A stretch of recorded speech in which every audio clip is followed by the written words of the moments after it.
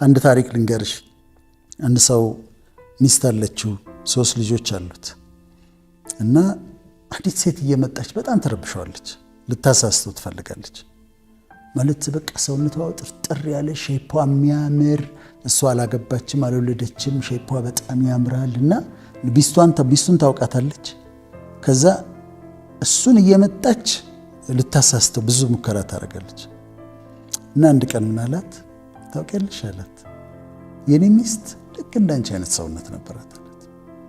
አሁን ሰውነቷ ተለውጧል፣ ትንሽ ወፈር ብላለች፣ እንደ ድሮ አይደለችም። ለምን እንደሆነ ግን ታውቂያለሽ አላት፣ የኔን ልጆች በማህፀኗ ተሸክማ ወልዳለች። ወልዳ ጡቷን አጥብታቸዋለች። የሰውነቷ ለውጥ የመጣው ከዚህ የተነሳ ልጆችን በማህፀኗ ተሸክማ ወልዳለች። እየተሯሯጠች ያሳድጋለች። ጡቷን ታጥብታለች። ግን እንደዛም ሆኖ እሷም አሁንም ትበልጥሻለች። ስለዚህ እኔ ልታሳስችኝ አትሞክሪ አላት። ገብቶታል። ግን ለውስጥ ውበት ትኩረት የሚሰጡ እንደዚህ አይነት ሰዎች ሲኖሩ ሰው ወደ ትዳር ለማግለብ ይሄድ ሲል ስለ መልክና ስለ ቁመት ስለ ምናምን እንደው አይኗ እኮ ምን እንደሚያካክል በቃ በጣም ነው አይኗ የሚያምረው ጥርሷ ምናምን ብሎ አይደለም ትዳር ውስጥ መግባት ያለበት። ውስጧን አይቶ ምንድን አስተሳሰቧ እንዴት ነው መልኳ እንዴት ነው ብሎ አስቦ አናግሯት ከአንደበቷ የሚወጣው አኗኗሯን አይቶ ነው መሆን ያለበት። ከውጪ አሁን ወጣቱም ዝም ብሎ ከውጪ አይቶ ዝም ብሎ በዛ ላይ ተመስርቶ አይደለም ማግባት ያለበት። ሁሉም ሴቶች ውብ ናቸው፣ ሁሉም ወንዶች ውብ ናቸው። እኔ እንደዛ ነው ማምነው። የእግዚአብሔር ፍጡር ስለሆኑ ሁሉም ውብ ናቸው። ግን በፐርሴፕሽን ደረጃ በጣም ቆንጆ ሴት ፈልጌ ነው ማገባው ሲል ወንዱ ስህተት ውስጥ ይገባል። ሌላ ደግሞ ምንድነው አንድ ምሳሌ ያለ ልጁ ስትዘምር ያትና አንድ ዘማሪን በጣም ይወዳታል። ከዛ ፍቅር ይዞታል። ያልገባው ነገር እሱ ያፈቀረው መዝሙሯን ነው። ገብቶሻል? ያፈቀረው መዝሙሯን ነው። ልክ አሁን አንዳንድ ሴቶች አክተሮችን ወደው ካላገባው መቼ ይገኛሉ ይላሉ። የወደዱት ግን አክቲንግ ነው። በኋላ ተጋቡ። ዘማሪዋን አገባት። ከዛ ፍቅሩ የለም እና ማታ ማታ እስቲ ዘምሪ ይላታል።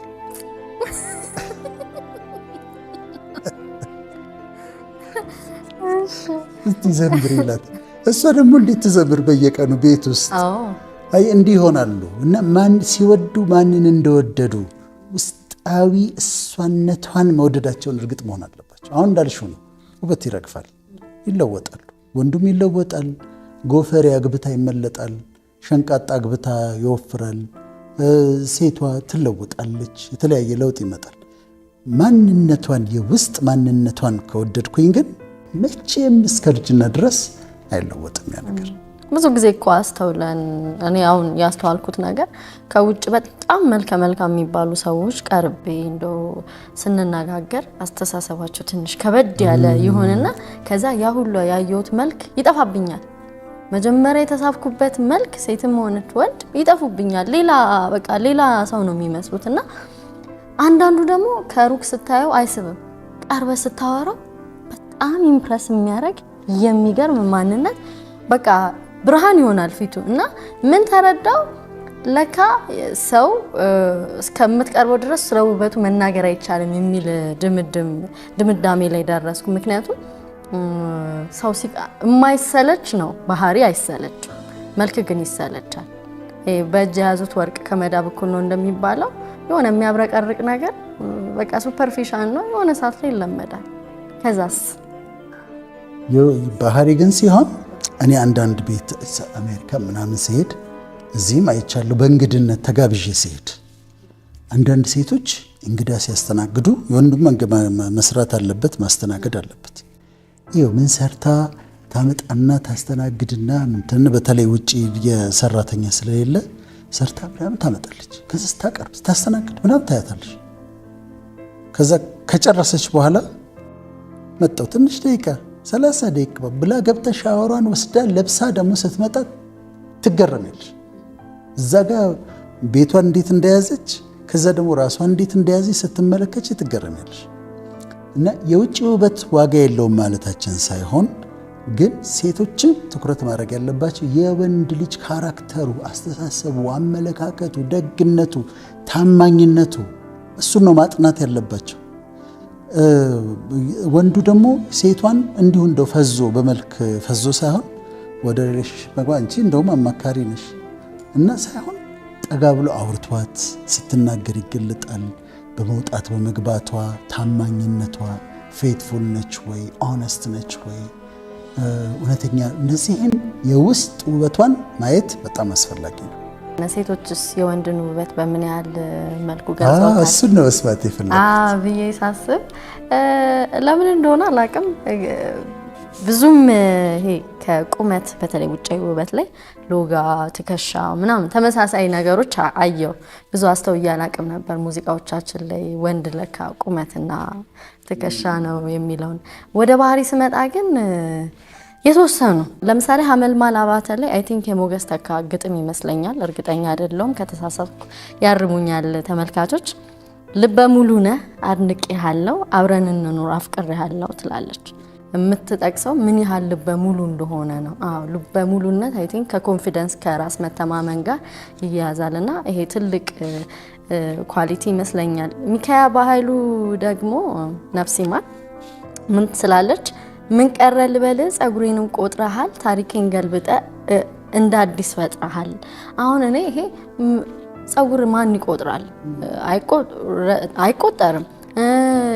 ኢቭን ዘመኔን አስልተሃል ትለዋለች። ዘመንንስ ማን ነው የሚያስለው? ከፈጣሪ ውጪ አይሰላም። ግን ምን ለማለት እኔ የተረዳውበት ምንድነው፣ ተረድቷታል። በጣም ሰው ገፍቶ ያልመጣበት ባውንደሪ ድረስ አልፎ እሷን አውቋታል።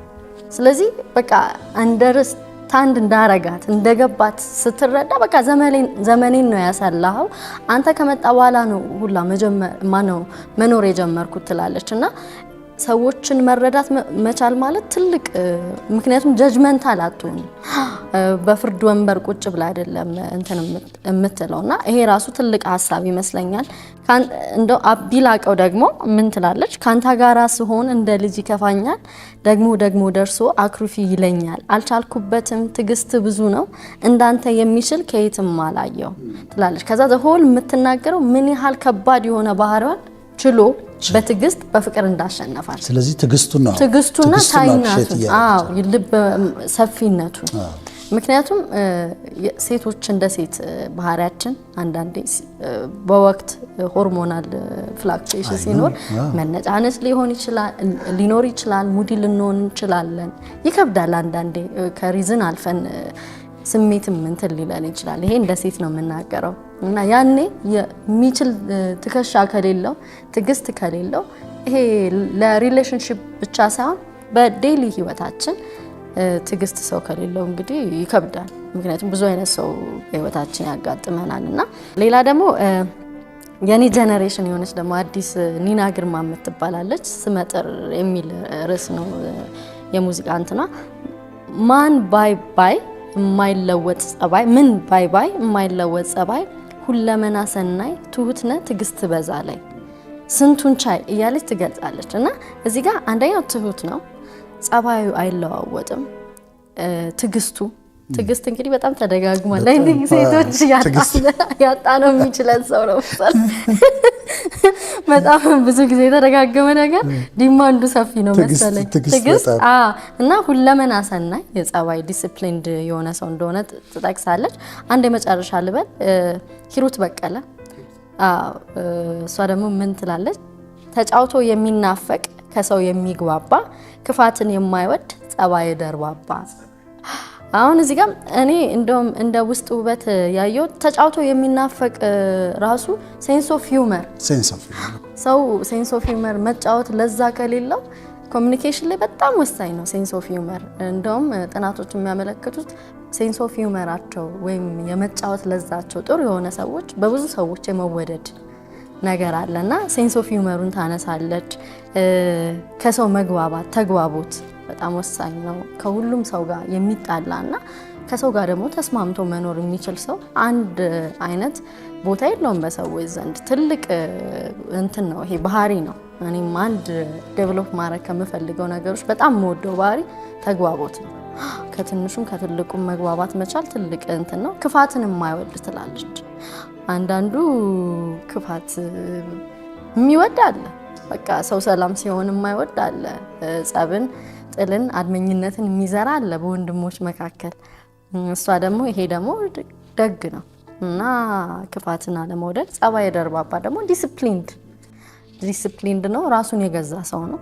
ስለዚህ ወደዋለሁ እያለች ትገልጻለች። ስለዚህ ስለ ቁመናው ስለ መልኩ አይደለም የምታወራው። በቃ ይሄን ባህሪውን ዘሆል ታይም የምትናገሩ ተመሳሳይ ሀሳብ ነው። ከዛ በኋላ ከነዚህ ተነስታ በቃ አትንኩበኝ፣ ካያችሁት ንገሩልኝ ትላለች። እንደዚህ አይነት ሰው ነው እና ይሄ ኤክስፕሬሽኑ ቁመት እንትን ከሚለው ከበድ ያለ የሆነው በተለይ ትዕግስት፣ ትህትና የተነገሩት ዲሲፕሊን ወይም ራስን መግዛት፣ በጎነት፣ መቻል የሚሉት ነገሮች ተጠቅሰዋል ማለት ነው እና ይሄ ለወንድ ብቻ ሳይሆን በሴት ስለተዘፈኑ ነው እንጂ ለሴትም የሚበጁን ባህሪያት ናቸው። ስለዚህ ፍቅር አሁን አንቺ ስትመክሪ፣ የሚያዩንን ተመልካች ስትመክሪ፣ ሴቶች አንቺ ወጣት ስለሆንሽ የፍቅር ጓደኛቸውን ወይ የትዳር አጋራቸውን በሚመርጡበት ጊዜ ምርጫቸው በመልክና በቁመና ላይ መመስረት እንደሌለበት አይደለም፣ በውስጥ ውበት፣